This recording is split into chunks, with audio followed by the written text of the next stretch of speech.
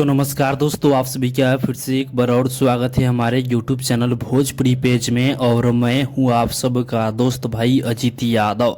दोस्तों देखिए, समर सिंह जी का कल सुबह सुबह एक स्पेशल बर्थडे सॉन्ग आप लोगों के बीच में रिलीज होने जा रहा है। दोस्तों देखिए, इस गाने का नाम है बर्थडे हो हमरा जान के, जो कि इस गाना को एसएस रिकॉर्ड भोजपुरी के YouTube चैनल पे कल सुबह 6:30 पर रिलीज किया जाएगा।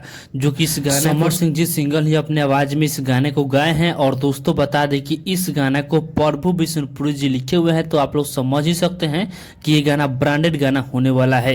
और दोस्तों बता दें कि इस गाने में म्यूजिक बनाए हैं राहुल यादव जी, जो कि इस गाना को कल सुबह रिलीज किया जाएगा एसएस रिकॉर्ड भोजपुरी के यूट्यूब चैनल पे, जिस वीडियो में एक्ट्रेस नजर आएंगे दिव्या यादव जी।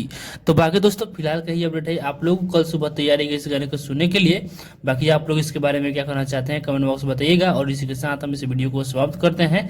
ये वीडियो अगर पसंद आया हो तो इस वीडियो को लाइक शेयर कीजिएगा। बाकी अभी तक हमारे इस चैनल को सब्सक्राइब नहीं किया है तो सब्सक्राइब भी कर लीजिएगा, क्योंकि इस चैनल पे भोजपुरी इंडस्ट्री का हर एक अपडेट सबसे पहले आप सभी को मिलेगा।